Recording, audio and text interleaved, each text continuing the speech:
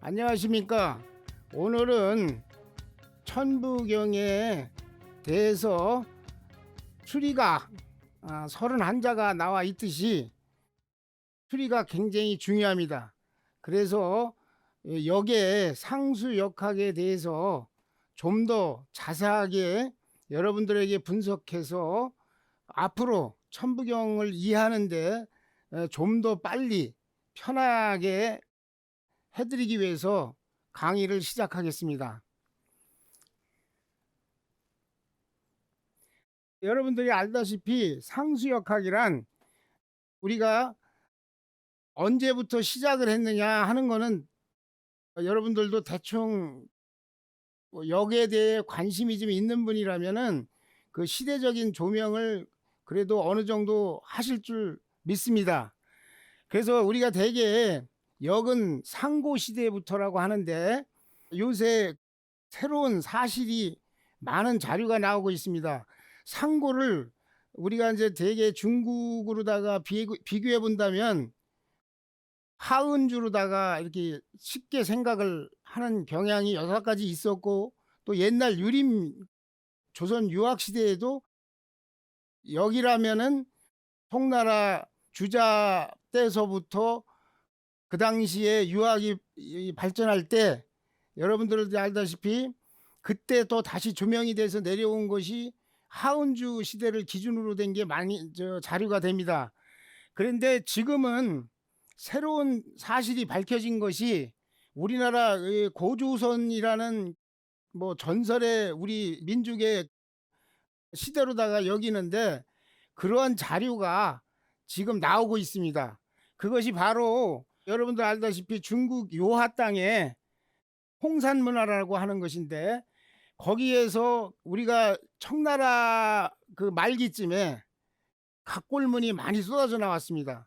그래서 그걸 근거로 해서 거기에 자료를 자꾸 더 추적하고 발굴한 결과 우리가 복희씨 하도낙서만을 생각하는데 전설적으로만 내려오는 연산역이라든가 기장역이라든가 이런 것이 아직 확실하게 연구돼서 분석은 좀 덜 됐지만은 그런 것이 존재했다는 것이 지금 속속히 밝혀지고 있고 지금 학자들이 또 연구하고 있는 걸로 알고 있습니다. 그래서 주역을 볼 때 상하고 수로 나누는데, 상은 뭐냐면 여러분들 알다시피 문자나 말로다가 우리가 형상화할 수가 없을 때 형상으로다가 전달해 줄 수 있는 그런 것을 여는 것이 바로 상이라는 거고, 수는 우리가 수리로다가 분석을 해서 이 손가락의 십수를 가지고 서로 설명할 수 있는 그런 거라고 생각을 하시면 됩니다. 우선 그 당시에 옛날 시대에는 제가 이렇게 봐도 손가락 10자리 수가 상당히 중요한 것으로 제가 보고 있습니다. 그래서 상은 그 당시에 복점으로다가 이제 갑골문이라고 그래서 거북 등에 약간 그 사슴뿔처럼 근 글씨체가 있습니다.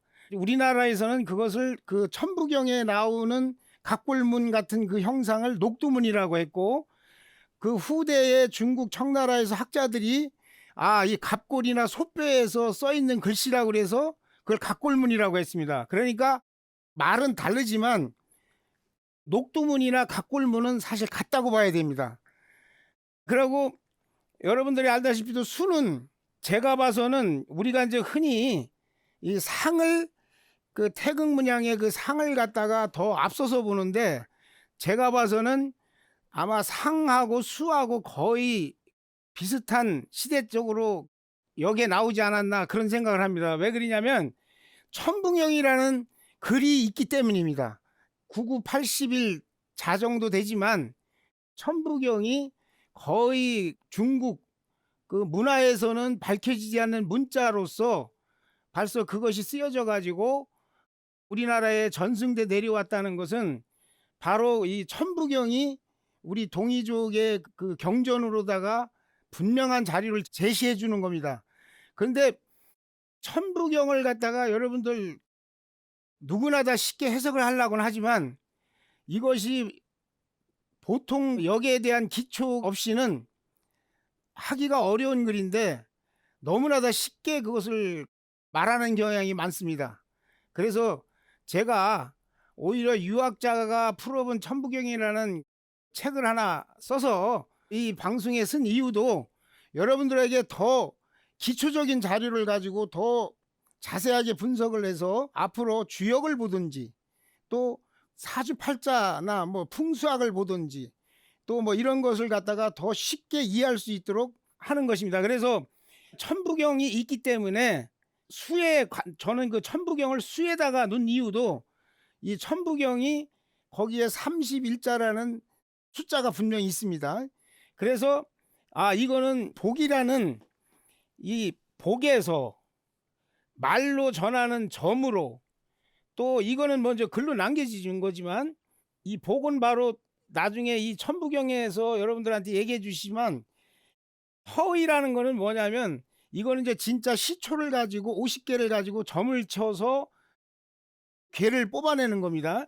그래서 이제 그렇게 발전이 돼 온 거기 때문에 제가 그 마지막에 복서 부합 시대라고 하는 거는 뭐냐면 여러분들 상수를 같이 포함한 시대로 본다고 그러면 거기에 천부경하고 각골문하고 이걸 같이 다 한다고 그러면 아마 이 상고 고조선 요하 홍산이나 하나라 상나라 은나라를 다 합쳐서 본다면 그 당시에 벌써 복서 부합 시대가 되지 않았나. 그래서 제가 복서 부합 시대라고 우선 정리를 좀 해본 것입니다.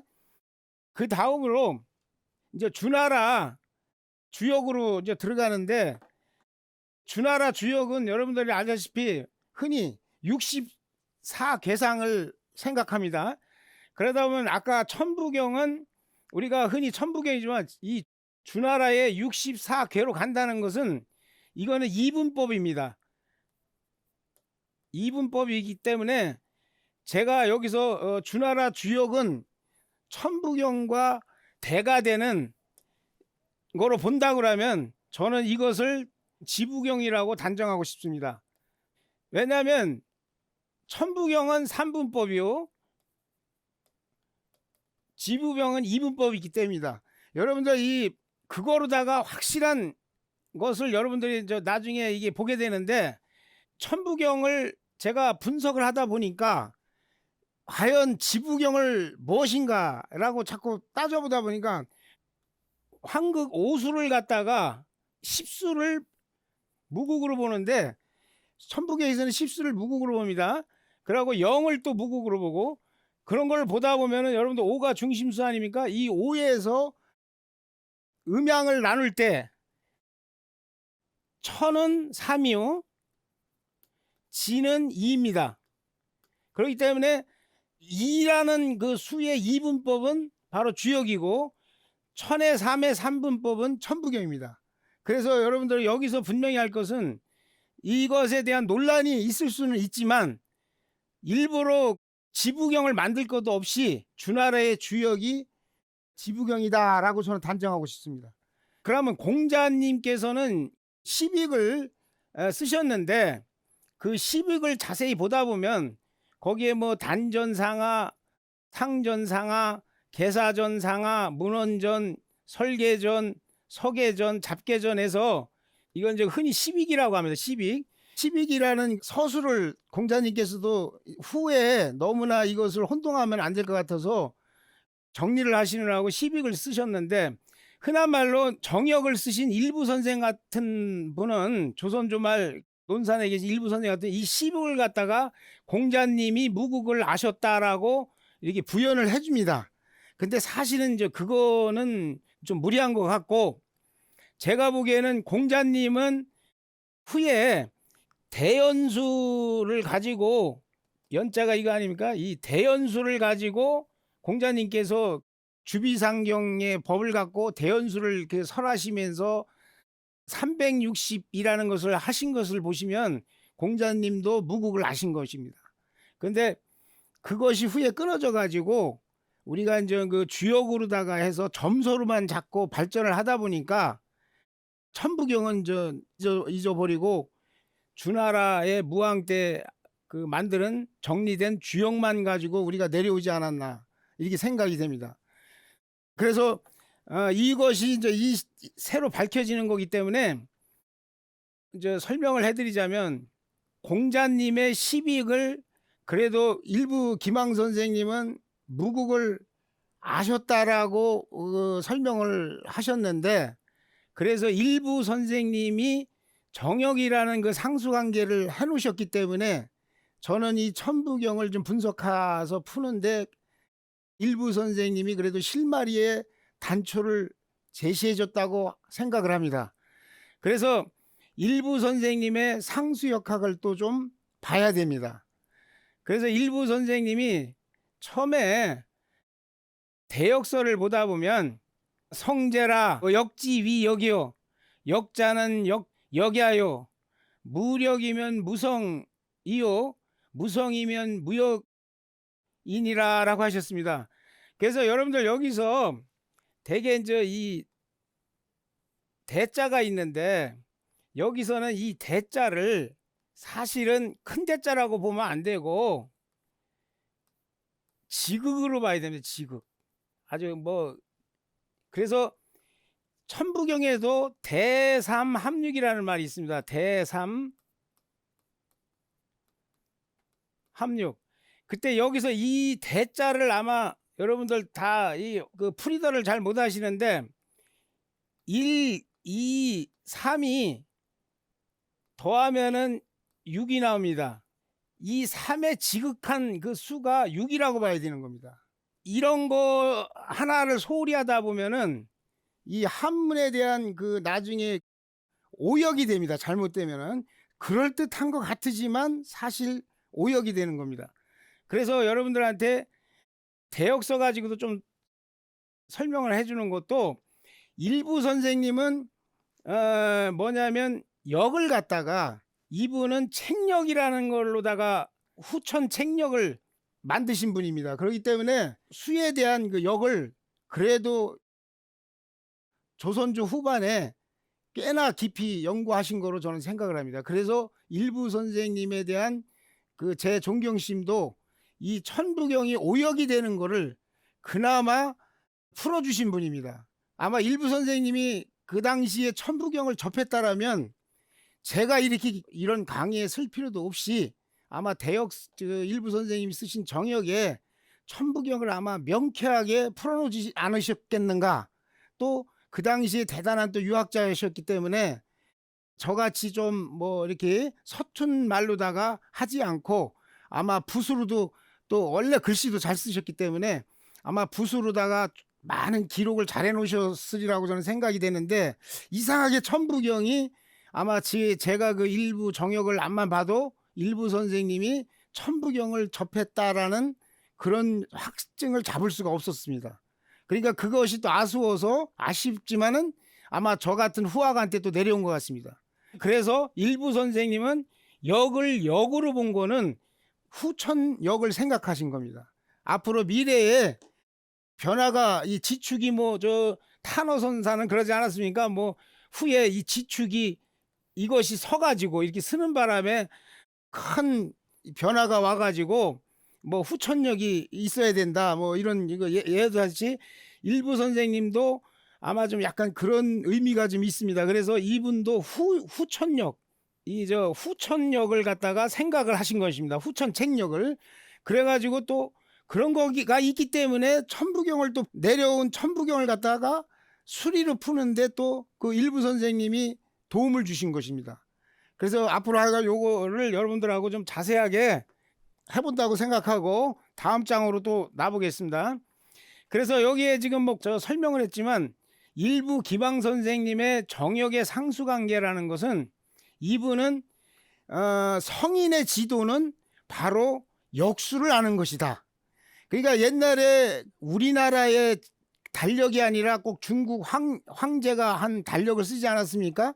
그러니까 옛날에는 황제가 됐을 때는 그 책력이 자기의 통치의 그 수단이라고 보면 됩니다. 그렇기 때문에 그 책력이 통일이 되지 않습니까? 그렇기 때문에 일부 선생님이 볼 때는 성인의 도는 바로 역수를, 그러니까 그 책력의 그 역수를 아주 농사짓기도 편안하고 모든 백성들이 일일 생활을 하는데 막힘없이 통할 수 있게끔 하는 것이 바로 이 역수가 그렇게 중요한 것이었습니다. 책력이. 그렇기 때문에 이것을 일부 선생님은 그 당시에 중국 문화나 우리나라나 그 당시에 어쨌든 군주 시대니까 군주의 현인이나 성인 반열이라는 것을 이 역으로 본 것입니다. 책력으로 봤다고 봐야 됩니다.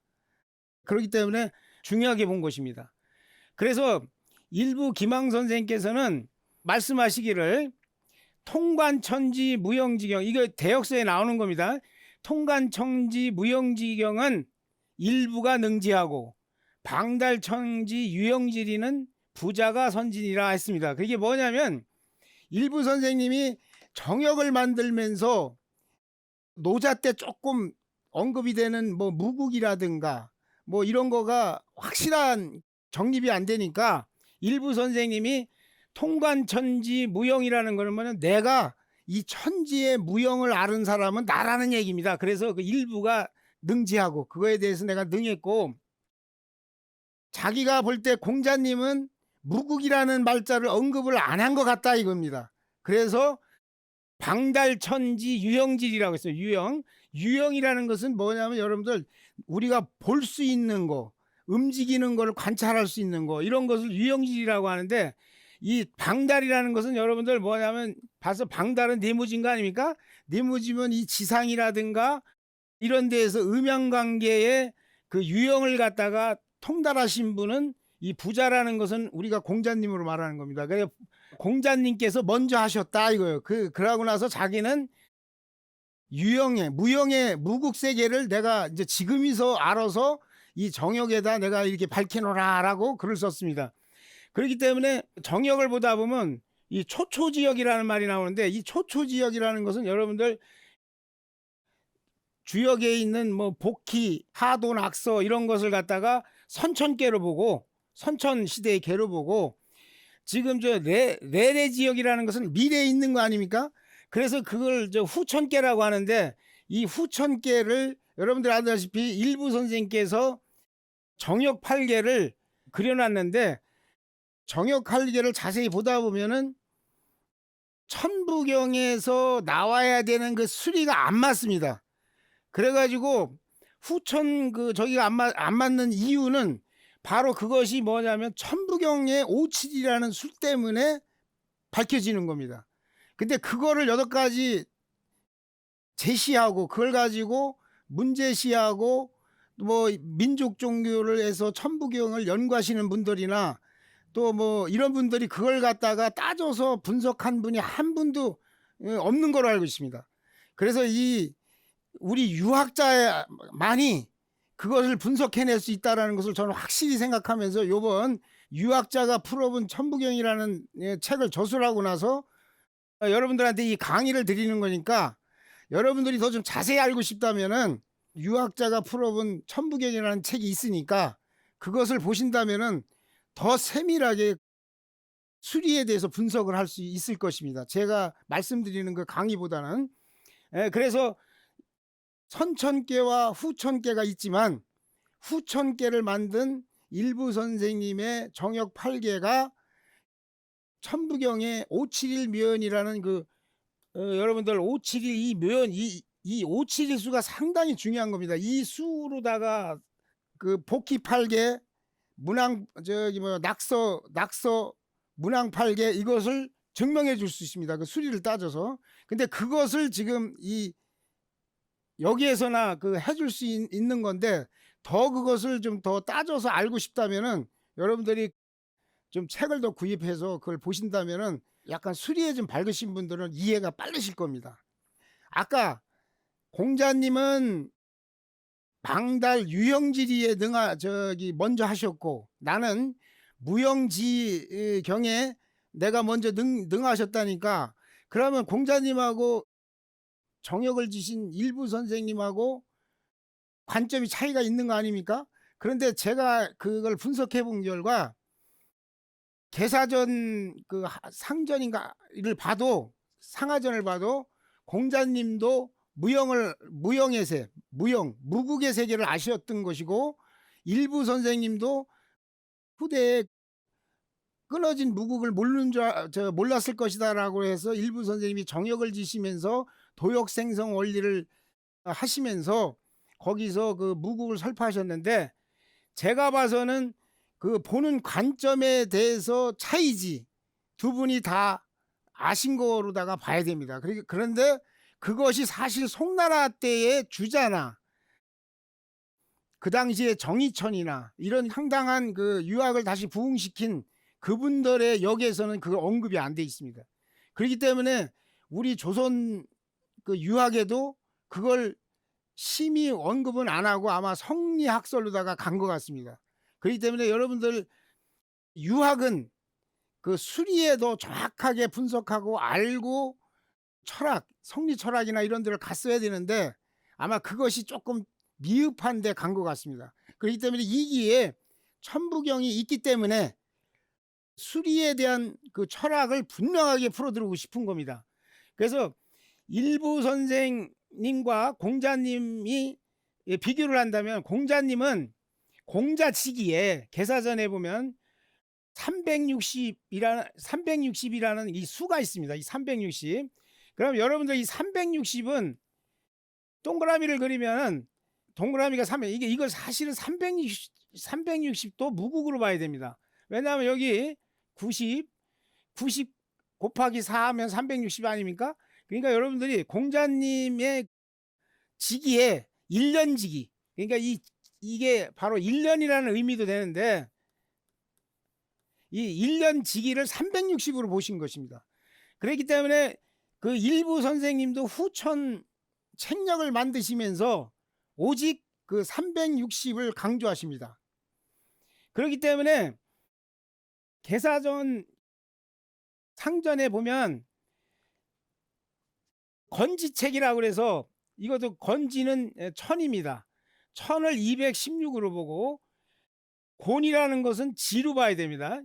그래서 지는 144로 본 겁니다.